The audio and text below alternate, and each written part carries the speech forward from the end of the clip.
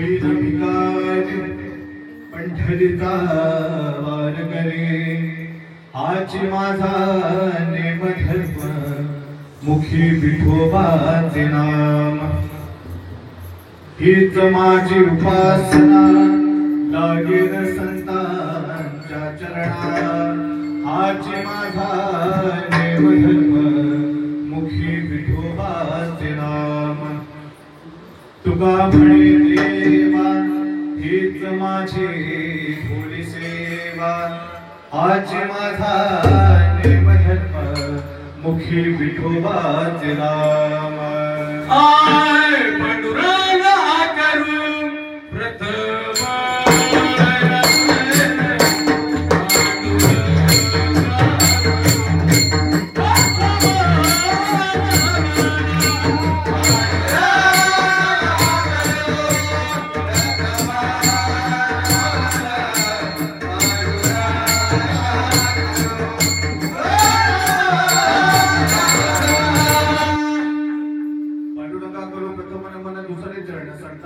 त्यांच्या कृपादाने कथेचा विस्तारू बाबाजी सद्गुरुदास तुकाराम वसुदेवं सुतं देवं कंसचाणूरमर्दनं देवकी परमानंदं कृष्ण वंदे जगद्गुरु ओम नमो ज्ञानेश्वरा करुणाकरा दयाला तुमचा अनुग्रह लाजलो पावन झालो चराचरी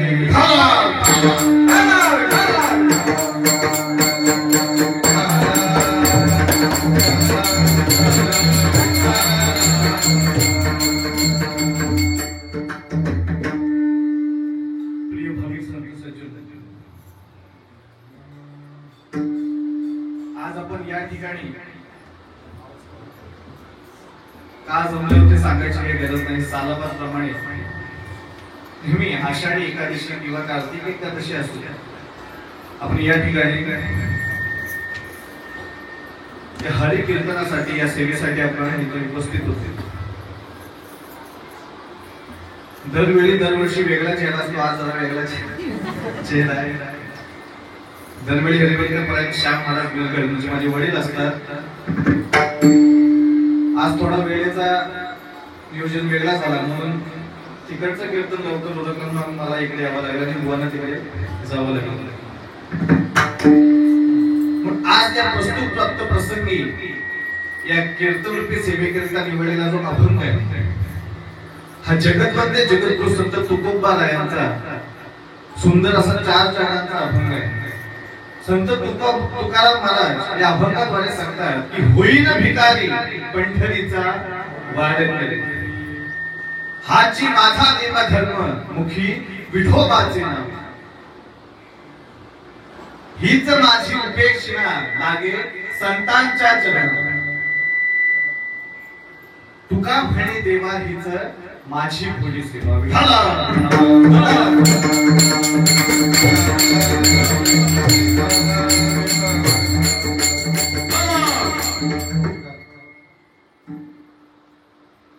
सगळीकडे या महाराष्ट्रात वारीचा माहोल आहे, वारीचं वातावरण आहे. पंढरपूरची वारी काय असते हे तुम्हाला सांगायची गरज नाही. जवळजवळ महाराष्ट्र, अख्खा महाराष्ट्र नव्हे तर महाराष्ट्राच्या बाहेरची लोक सुद्धा, भारतभर जेवढी काही लोक आहेत ती सगळी पंढरपूरला येऊन काल पोहोचलेली आहेत. काही लोक बोलतील बुवा तुम्हीच सांगतात वारी करा आणि तुम्हीच इथे आमच्या समोर आहेत नाही का. पण जर का आम्ही तिकडे वारी करायला गेलो तर मग आजच्या दिवसाची जो महत्व आहे, आजच्या दिवसाची जी कीर्तन आहे ती काही कीर्तन आहे ती सेवा करता येणार नाही. पण जे काही कीर्तनकार आहेत ना ते संतांच्याच पावलावर पाऊल ठेवून चालत असतात. म्हणून संत सांगतात की पंढरीची वारी आहे माझ्या घरी. तसंच हा गोठल परिवाराने हा दरवर्षी सुंदर उपक्रम या दिवशी मांडतात. कारण तो आणि हा एकच आहे नाही का. पंढरपूरचा विठ्ठल आणि हा विठ्ठल, तो हा विठ्ठल बनवा, तो हा माधव बनवा. फक्त देव आपल्याला कळला पाहिजे. विठ्ठल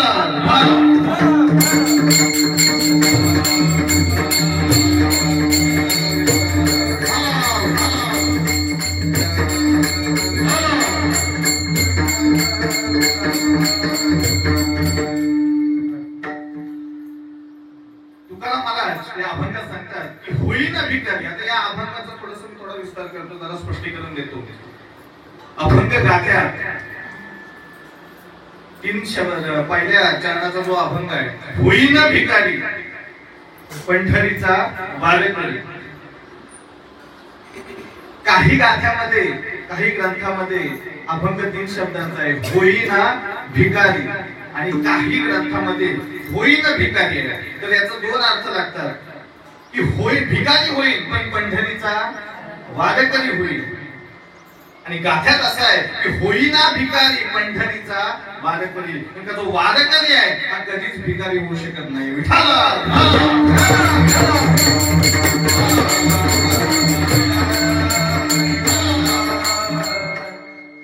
आपल्याला काही खोलून अभ्यास करायला जायचं नाही. दोन्ही अर्थ आपल्यासाठी साजेस आहेत, पुरेसे आहेत. आपला कुठलाही अर्थ घेतला तरी चांगलाच आहे. सांगायचं तात्पर्य हा की होईना भिकारी. तुकाराम महाराजांच्या मनात असं का आलं असेल, त्यांनी का असा अभंगाची रचना केली असेल, थोडक्यात सांगतो. कारण की ही त्यांची जी देणगी होती ही त्यांच्या पूर्वजांपासून चालू होती. त्यांच्या पूर्वजांनी सुद्धा कोणासमोर कधी हात पसरले नव्हते, कधी भीक मागायची पाळी आली नव्हती. थोडस तुकाराम महाराजांचं वर्णन करून सांगतो. कारण का त्यांचं आणि पंढरपूरच्या विठ्ठलाचं भरपूर घनिष्ठ नातं आहे महाराज, भरपूर घनिष्ठ संबंध आहे. तुकाराम महाराजांच्या आधीचे 8वे पूर्वज विश्वंभर बुवा नाही का, जे देहू गावात पंढरपूरचं विठ्ठल आहे, विठ्ठलाची जी मूर्ती आहे ती विश्वंभर बुवांना त्या देहू गावात एका जमिनीखाली सापडल्या आणि तिथे विठ्ठलाचं मंदिर बांधलं. त्या विश्वंभर बुवांना 2 मुलं होती, हरी आणि मुकुंद. दोघेही लढाईत मारले गेल्याच्या नंतर मुकुंदाची पत्नी सती गेली. पूर्वी असा नियम होता, पती मेला की त्याची पत्नी सती जायची. पण हरीची पत्नी गरोदर असल्यामुळं तिला मुलगा झाला, त्याचं नाव ठेवलं विठोबा. त्या विठोबाला मुलगा झाला, त्याचं नाव ठेवलं कृष्णाजी. कृष्णाजीचा पदाजी, पदाजीचा शंकर, शंकराचा बोलोबा आणि बोलोबाचे मुलगे म्हणजे आपले संत. त्या बोलोबांचा आपल्याला विचार करायचा आहे. विठाला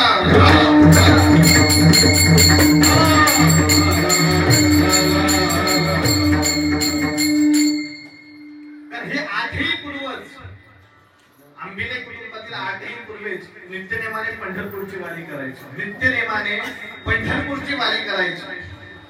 पण असा एक त्यांचा नियम होता, पंढरीच्या वारीला जायचंय,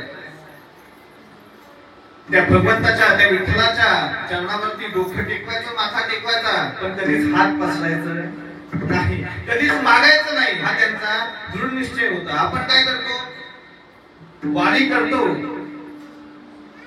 पंढरपुरातल्या मंदिरात तरी जा किंवा गावातल्या मंदिरात तरी जा, आपण मंदिरात जातो आणि देवासमोर काय करतो, पहिला काहीतरी मागत असतो, हात पसरतो नाही का. कधीच आपण सहज कधी मंदिरात गेलोय, काही न मागता कधी आलोय का. प्रत्येक वेळी देवाकडे काही ना काहीतरी मागत असतो. याला भक्ती नाही म्हटलेलं, याला स्वार्थी भक्ती म्हटलेलं आहे, याला स्वार्थ म्हटलेला आहे. जो निस्वार्थी नसतील भक्ती करतो त्यालाच खरा वारकरी म्हटलेलं आहे. असा त्यांचा नियम होता की कधीच देवाकडे कधीच काही मागायचं नाही. यांच्याकडे काही कमी नव्हतं, भरपूर होतं, अपार संपत्ती होती. त्यावेळेचे सर्वात मोठे सावकार बोलोबाला जाणत होते. असं म्हणतात की बोलोबा जेव्हा पंढरपूरला जायचे, बोलोबा जेव्हा पंढरपूरला जायचे तेव्हा पंढरीचा विठ्ठल मान खाली घालून उभा असायचा. का?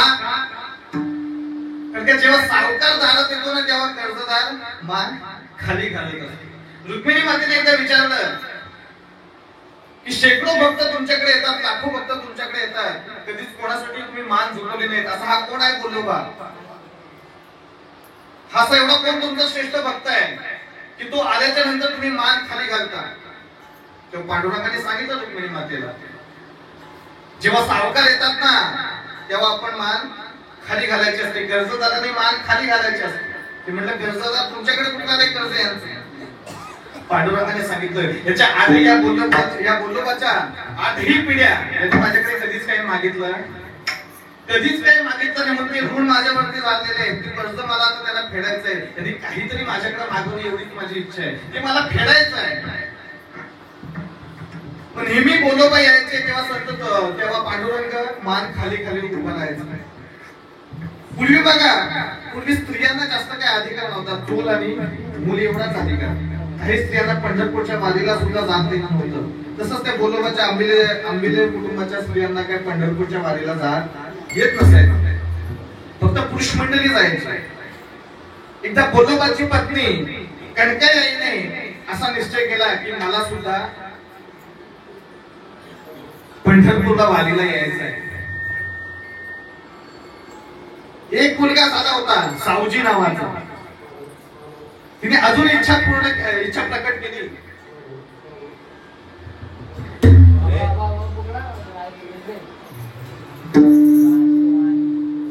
तिचा मोठा मुलगा सावजी हा सतत भक्तीत लीन व्हायचा, कशात कामाधंद्यात काम नाही, नुसतं गुंग राहायचा.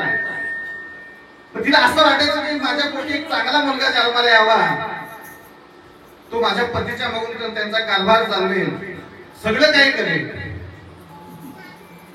म्हणून त्यासाठी तिने आपल्या पतीजवळ हट्ट धरला की यावेळी या वर्षी मी सुद्धा तुमच्या पंढरपूरच्या वारीला तुमच्या सोबत येणार. पंढरपूरला तुमच्या सोबत वारीला येणार असं म्हटल्याच्या नंतर बोलोबाने सांगितलं तुला न्यायला काय हरकत नाही, पण मला माहितीये तू गेल्याच्या नंतर तिथं पांडुरंगाजवळ काहीतरी मागशील. आणि आपल्या 8 पिढ्यात अजून पांडुरंगाकडे कुणी काय मागितलेलं नाही, मी काय तुला नेणार नाही. हट्ट केला तिने, मला नाही, मी खरंच काय मागणार नाही, तुमची शपथ, मी देवाच्या पुढे तोंड सुद्धा उघडणार नाही. काय सांगितलं? आपल्या पतीची शपथ घेतली की मी त्या पांडुरंगाच्या समोर तोंड सुद्धा उघडणार नाही. बोलोबाने विश्वास ठेवला आणि कणकाईला ते त्यावर्षी वारीला सोबत नेलेली आहे. सोबत नेल्याच्या नंतर आता बघा जी पुरुष मंडळी असतात हळूहळू सगळ्यांना भेटत येतात नाही का, बोलोबांच्या पाया पडायला लोक येतात, सावकार आहे सगळेजण भेटायला येतात.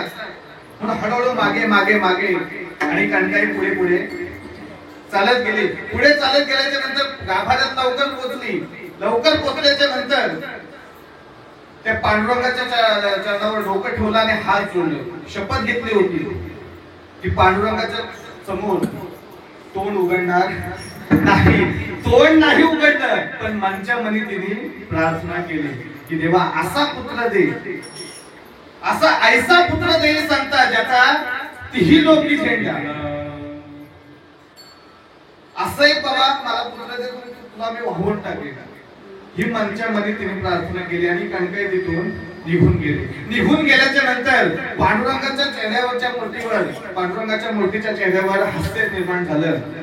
बोलोबा गाभाऱ्यात आले. नेहमी बोलोबा यायचे आणि पांडुरंग मान खाली घालायचा, पण यावेळी पांडुरंग हसत होते. बोलोबाने विचारलं तुम्ही आज हसताय का? त्यांनी काय सांगितलं, तुमच्या पत्नी आम्हाला भेटून गेल्या, कणकाई आम्हाला भेटून गेलं म्हणून आम्ही हसत आहोत. तेव्हा बोलोबाला कळलं कणकाईने काहीतरी काशी घातलेली आहे. तिने खरंच तिने आपला मान काहीतरी मागणी भगवंताजवळ केलेली आहे. मग कुठली मागणी केली होती की बाबा मला असा एक मुलगा दे की तुम्ही संपूर्ण तुला वाहून टाकेल. मग त्यांच्या पोटी असा सात्विक मुलगा, अवतारिक मुलगा म्हणजे संत तुकोबा जन्माला आले. विठ्ठल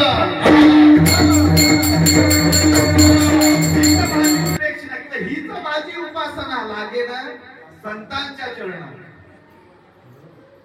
उपासना म्हणजे काय? व्रत नाही का? आज आपण काय केलेलं आहे? एकादशीचा व्रत केलेलं आहे. एकादशी प्रत्येकाने पकडलेली आहे की नाही?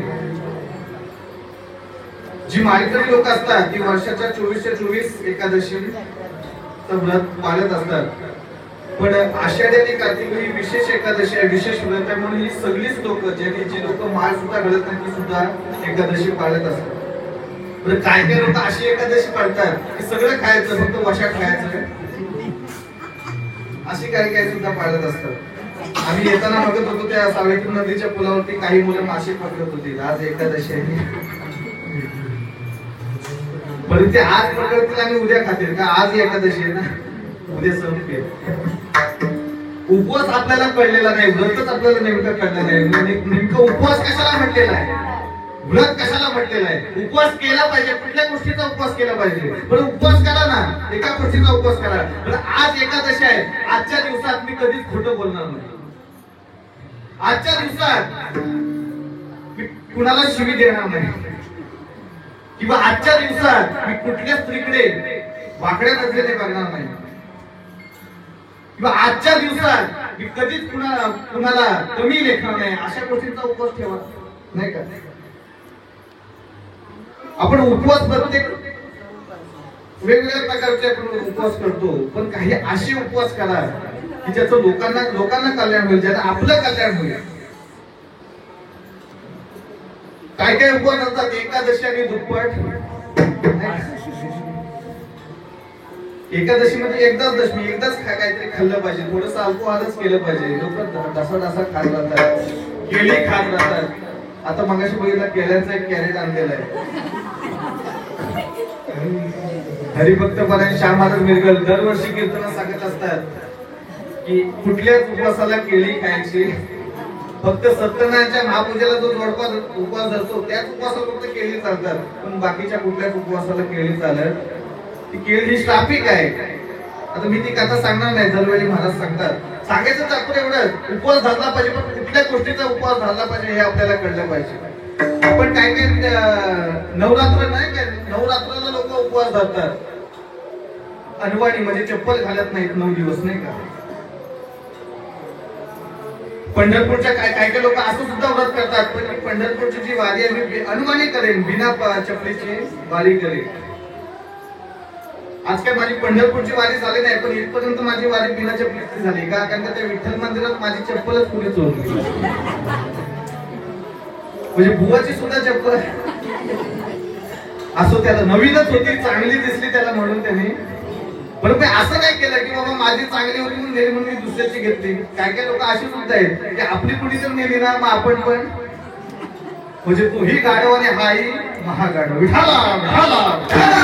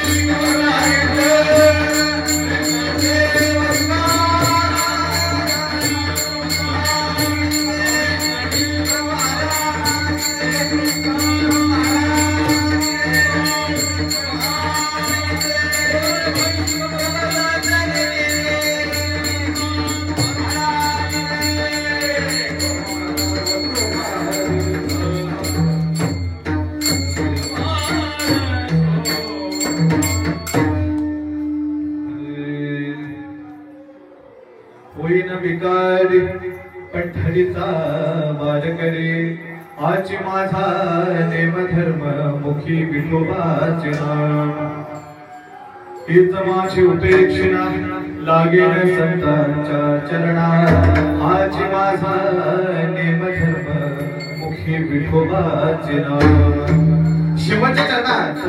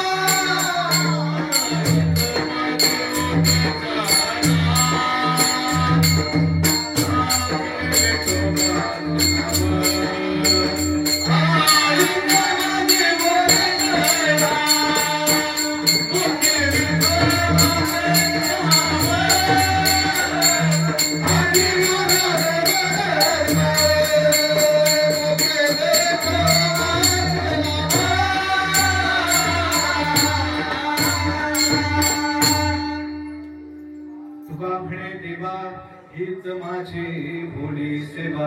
हाची माझा नेम धर्ममुखी विठोबाचे नाम. आता 1 मिनिटापूर्वी सांगितलं होतं नाही का, आता नाही टाळ्या वाजवून देवाचं भजन करा. किती जणांनी केलं खरं बोला, खरं बोला. पण ज्यांनी नाही बोलत त्याने हात वरती करा. नाही तुम्हाला वाटतं बुवाचं लक्ष नसतं, बुवाचं सगळीकडे लक्ष असतं. इथं समोरच्या माणसाने हाताने टाळ्या वाजवल्या, मुखाने नामस्मरण केलं. काही जी भिंतीला वगैरे टेकलेली आहेत काय माणसं थोड्याच आपल्या नाहीतरी थोड्याच लक्ष. बरं भजन करायच्या हाताने टाळ्या वाजवायच्या कोणासाठी वाजवायचं? देवासाठी का आमच्यासाठी वाजवायच्या का? कीर्तन करण्यासाठी नाही. आणि स्वतःसाठी आपुली आपण करा. टाळ्या वाजवायचं आपल्यासाठी, भजन करायचंय आपल्यासाठी. कोणासाठी करायचंय? आपल्यासाठी. कारण का आपल्यालाच यातून आपल्याला सोडवणूक करायची. कारण का हा जो देह आहे, हा देह 84 लक्ष योनीतून फिरून हा देह प्राप्त झालेला आहे आपल्या आत्म्याला. का झालेला आहे? कारण का शेवटची पाळी तेव्हा मनुष्य जन्म चुकल्यावर यातून चुकायचं नसेल तर भजन करा. का देवे दिला देह भजन गोमटा तो या झाला फाटा बाधी. का मानवालाच माहिती भजन करायचं. मग मला सांगायचं ते कीर्तन चालू आहे, कीर्तनाला इथं येऊन बसावं हे कोणाला कळलं? मानवाला कळलं. बैल कुठल्याला कळलं का? गाढवाला कळलं का? मग दुसरा येईल हे नाही